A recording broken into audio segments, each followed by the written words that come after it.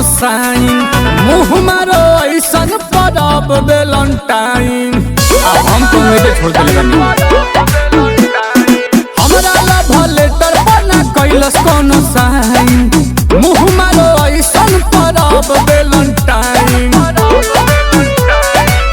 ताही में रहिले हरो घरी तब न ठेकेले कौन जरी। किस्मत में जब कोनो होइए नइखे पारी त कौन काम के 14 फरवरी।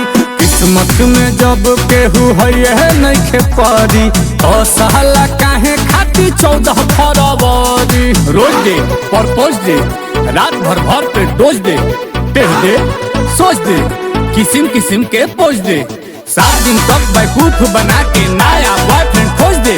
हटाना डरामा ई डरामा तो मामा बना के छोड़ी। भाग में लिखल बा हमरा रहे के बांडा मन करे काशी जाके बन जाई पांडा।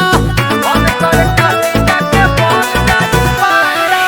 किरानी गुलाब के खेत दुई मांडा मरले रहे झापड़ हमके नाच के लवांडा। चढ़े के न मिले हरी हरी सुखता जवानी के अतौरी। किस्मत में जब कोनो है नइखे पारी तो साला कौना खाती 14 फरवरी। किस्मत में जब कोनो है नइखे पारी तो साला काहे खाती 14 फरवरी।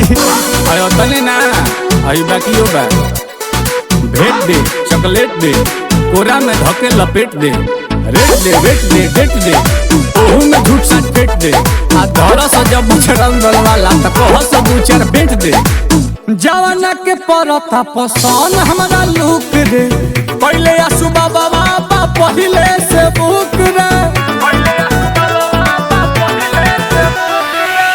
अब नील कमल का कर से सुधार कर भइल भगवान के घर से ही चूक रे। कतरुआ हमर पारी लागत कुंवर जाई मारी। किस्मत में जब कोनो है नइखे पारी त कौन काम के 14 फरवरी। किस्मत में जब कोनो है नइखे पारी त कौन काम के 14 फरवरी। किस्मत में जब कोनो है नइखे पारी त कौन काम के 14 फरवरी।